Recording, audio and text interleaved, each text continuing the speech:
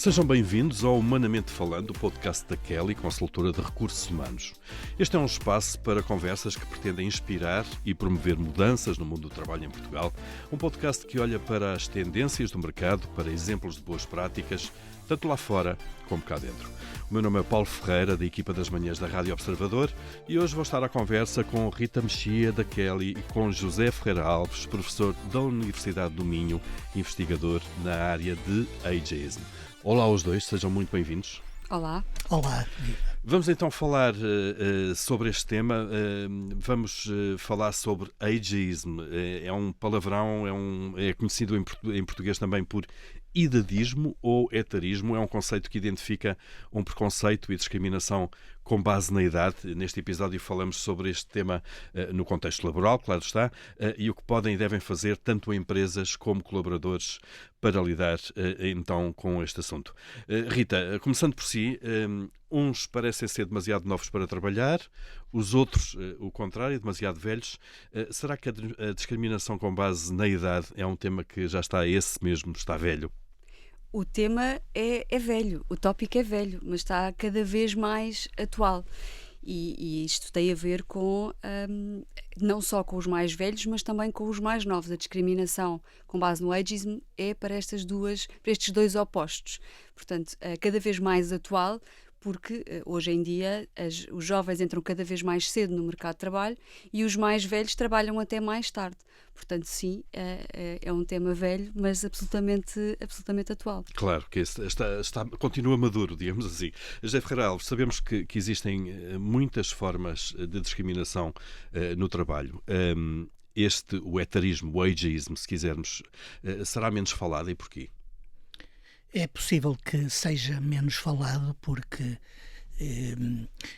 a identidade de uma pessoa normalmente não é dada apenas parcialmente pela idade. Estando numa empresa, a identidade de alguém numa empresa é mais dada pela função que faz, pelo papel que tem, pelo estatuto que tem, do que pela idade. É claro que a empresa é um microcosmos que tanto produz conhecimento sobre pessoas de diferentes idades, como recebe também conhecimento que vem do consenso social que existirá sobre as características que pessoas de diferentes idades poderão ter. Portanto, é um tema, de facto, que provavelmente devia ser trazido um pouco mais para a luz, e também esse facto estamos a discuti-lo aqui. Isso. Até porque temos de ter em conta que esta discriminação afeta genericamente duas faixas etárias. Os mais novos, não sei se demasiado novos, mas pelo menos os mais novos e os mais velhos. Sim.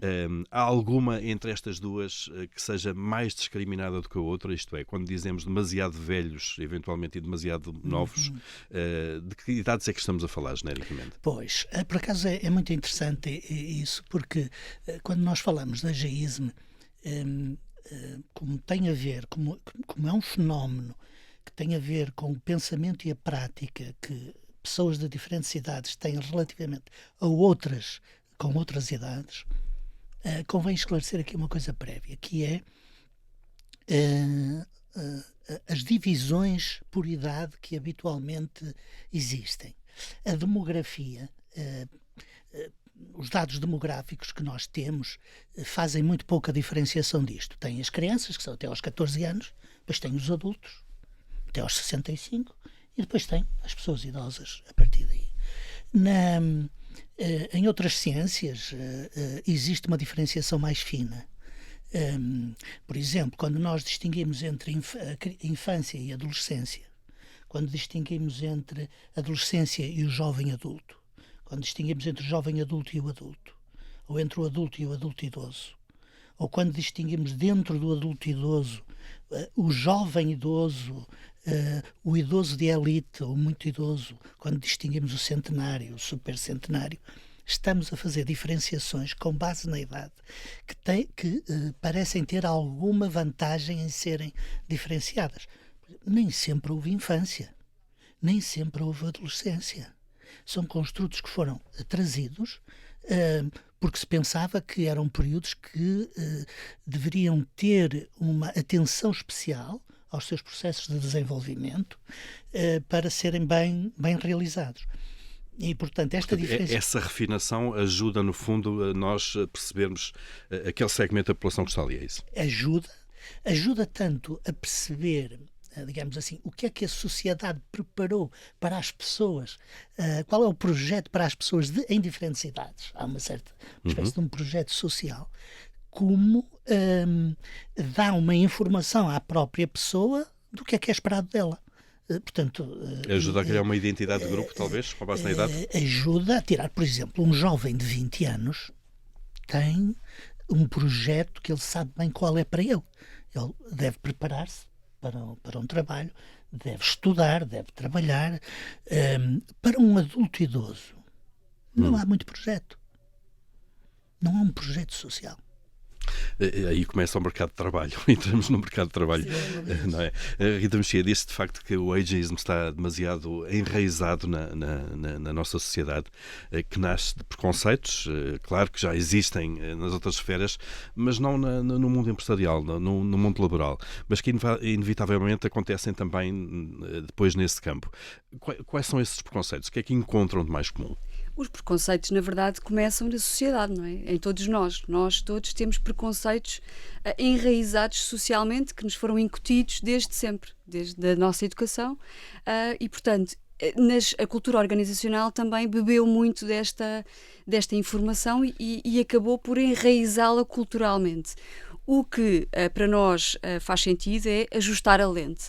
Perceber que os mais novos trazem mais-valias enormes para as empresas, pela sua energia, pela dinâmica, este gosto pelas novas tecnologias, e os mais velhos têm a maturidade, a experiência e alguma tranquilidade que podem criar sinergias muito interessantes entre equipas, nas próprias equipas, não serem só miúdos de 25 até aos 30 anos e termos também pessoas com mais de 50 anos, porque o mercado de trabalho, de facto, mudou. Que tem a memória, tem a experiência, tem calo, como se diz a gíria, não é? Precisamente. Claro. E o mercado de trabalho mudou. As pessoas hoje em dia estão ativamente, profissionalmente, muito mais tempo.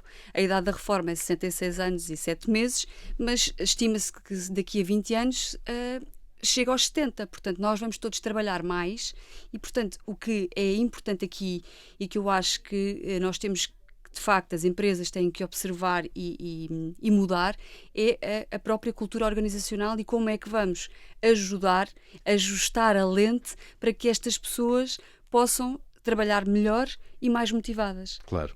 No fundo, as empresas têm que se adaptar a acolher, talvez de outra forma, os mais novos e a dar condições para uma permanência mais alongada dos mais velhos, é isso? Certo. Portanto, adaptação àquilo. Adaptação à nova realidade. Claro. José, nós temos, e as estatísticas recentes dizem-nos isso, em Portugal, uma das populações mais envelhecidas da Europa.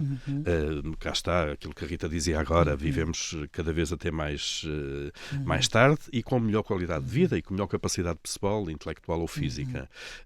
Isto vem adensar este problema. O Paulo, permite-me só ir aqui atrás a uma coisa que a Rita dizia sobre o ajustar a lente. É engraçada essa imagem, porque eu acho que muitas vezes não há a preocupação de ajustar uma função a um projeto pessoal. Quer dizer, pode-se dizer, bom, isso é um trabalho do próprio colaborador, mas não tanto, quer dizer, não é só um trabalho do próprio colaborador. A organização pode facilitar, digamos assim, que uma função possa vir a tornar-se algo de mais significativo para a pessoa, por exemplo, dando-lhe mais autonomia ou dando-lhe mais estatuto social, um estatuto social dentro da empresa, dando-lhe um papel claro, fazendo um papel claro em que ele tenha uma identidade reconhecida. Isso são coisas que ajudam muitas pessoas a ter propósito Portanto, aí o que o José está a dizer é que aí compete à própria pessoa, obviamente, construir esse propósito e ter bem presente esse propósito, mas deve haver também uma ajuda, uma digamos. facilitação. Exatamente. A organização deve criar condições para isso. Sim, e não ter medo de dar estatuto às pessoas, não é? Claro. Porque e sobre a pergunta que me faz. Exato, a questão estamos com uma sociedade cada vez mais envelhecida em Portugal. Sim. Isto vem a aumentar este problema do ageism. Sim e não. Ou seja, claro que estamos num período onde provavelmente se vê mais casos onde é evidente alguma discriminação com base na idade. Mas isto, simultaneamente, é uma pressão para que as coisas mudem. Não é? Não há dúvida nenhuma que a população da minha geração, por exemplo, ou das gerações que me sucedem, vão ser mais preparadas quando chegarem à idade avançada. A idade avançada vai ser diferente, porque vão exigir mais recursos, vão ser mais exigentes e, portanto, quer dizer, sim e não, não é? Levanta algum tipo de dificuldades, nomeadamente, não sei, o facto de termos cada vez mais pessoas, de facto, a viver até mais tarde e com condições de trabalho, não nos vai criar maior número de pessoas que estão fora do mercado de trabalho quando provavelmente ainda deveriam estar dentro? Não sei. Sim, claro que sim. Claro que sim, porque isso acontece porque os projetos das empresas não encaixam com os projetos que as pessoas defenderam até agora. Claro. Há uma coisa que eu vou dizer muito francamente, eu nunca li isto em lado nenhum, mas é uma coisa que me interrogo muitas vezes. Eu acho que muitas vezes as pessoas parecem que não estão dentro do mundo, não vivem não estão atentos àquilo que se passa no mundo e desenvolvem projetos que não mostram essa atenção àquilo que se está a passar, não é? Vivem um pouco alheadas, será isso? E portanto, e depois muitas vezes há um desfazamento entre aquilo que é esperado delas e aquilo que elas podem oferecer. Mas sabe porquê que é? Eu acho que isso funciona exatamente porque a sociedade também faz com que as pessoas mais velhas se sintam assim. As pessoas isolam-se exatamente porque foram quase que educadas a pensar dessa forma. E as pessoas, de facto, mais velhas que têm esse propósito e esses projetos, não os veem, de facto, como projetos viáveis e talvez seja muito o enraizamento social de ideias pré-concebidas que fazem com que as pessoas não olhem para as suas competências, de facto, como competências reais e sérias e que podem trazer valor acrescentado às empresas. Sim. Sentem que não podem fazer parte já, de alguma forma estão excluídas, é isso? Sentem que já estão excluídas. Sentem-se eles próprios excluídos. Portanto, fazem essa quase penitência individualmente, porque as empresas também depois, como não acompanham... Pois, isto é um processo engraçado porque, portanto, porque é um processo que está identificado, que é uma autoestereotipia, que é a própria pessoa... dizer, eu não dou para aquilo. Pois, não tenho a lugar, própria pessoa atribui à sua idade, digamos assim, muitas vezes, a sua incompetência e a sua, ou aquilo que ela chama incompetência, por uma série de motivos. Mas, portanto, o processo de discriminação não é só algo que acontece entre pessoas. A partir de certa altura é intrapessoa. Claro. Não é? E José, a este ponto, um trabalhador mais velho, ele precisa cada vez mais de fazer aquilo que é um reskilling, isto é, de atualizar, de rever as suas aptidões, as suas capacidades. É claro que o reskilling pode ser importante. Muitas vezes esse reskilling é algo de descontínuo em relação àquilo que a pessoa sabe e exige algum esforço, e outras vezes pode ser algo mais contínuo que não envolve um investimento por aí além. Mas além disso, eu acho que digamos que o trabalhador mais idoso deveria pensar-se, ou pode pensar-se, como alguém que que tem importantes funções de socialização dos mais novos, de ensino dos mais novos, de integração de alguma maneira. Integração dos mais novos, não é? E deve precaver-se também, digamos assim, para, digamos assim, para prevenir a própria dispensa ou de ser dispensado. A pessoa, agora perdi-me, enfim. Estava a falar do papel importante que têm os mais velhos no acolhimento, digamos, permanente, não é? O acolhimento no primeiro momento dos mais novos, numa certa integração até na cultura da empresa. Algumas partilhas intergeracionais, não é? Haver estas partilhas entre os mais velhos e os mais novos que podem potenciar a integração mais fácil. Sem dúvida. E Rita, isso, as empresas têm um papel fundamental também aqui. De que forma é que elas próprias, qual é o papel das empresas, de que forma é que elas podem ajudar, no fundo, a identificar e a resolver este problema do ageism, lá está, quer direcionado aos mais velhos, quer aos mais novos. No caso dos mais novos, eu acho que aqui o ponto principal é que os mais novos se sintam parte da construção de alguma coisa dentro das empresas e que não se sintam apenas um número.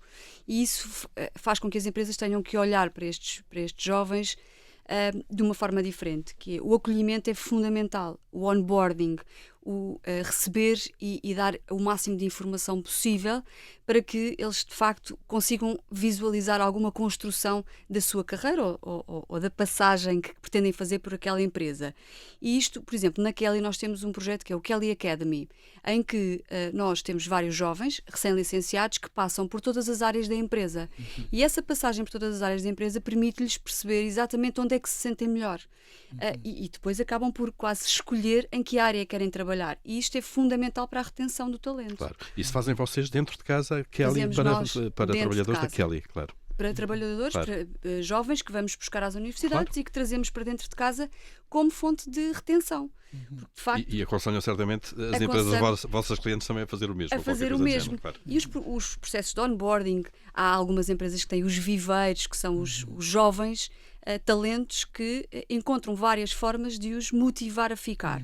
Relativamente aos mais velhos, acho que temos que olhar de uma outra forma, que é fazer coisas diferentes, que as pessoas se consigam motivar com workshops de coisas que de facto lhes deem algum gosto paralelo, workshops de culinária, workshops de fotografia, que as pessoas mais velhas já valorizam porque têm outra maturidade e que valorizam paralelamente na sua atividade profissional. E isto inevitavelmente vai trazer maior produtividade e maior eficiência na sua função. Rita, olhando ainda para os jovens recém-licenciados, como é que eles podem evitar este tipo de preconceito, de discriminação de alguma maneira? Há 2 ou 3 dicas assim muito rápidas. Os jovens têm um problema, é porque quando vão para o mercado de trabalho pedem-lhes 2 ou 3 anos de experiência e eles acabaram de sair da universidade. Como é que isto se faz?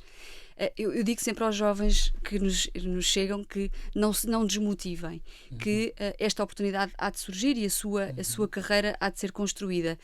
Não podem querer tudo muito rápido. E os jovens, aquilo que nós sentimos é que muitas vezes querem um crescimento muito, muito, muito rápido. E isso não acontece. Nós que estamos no mercado de trabalho há muitos anos sabemos que há um tempo para tudo e, portanto, é dar-lhes as ferramentas para que consigam desenvolver as suas competências, mas com alguma calma e alguma tranquilidade.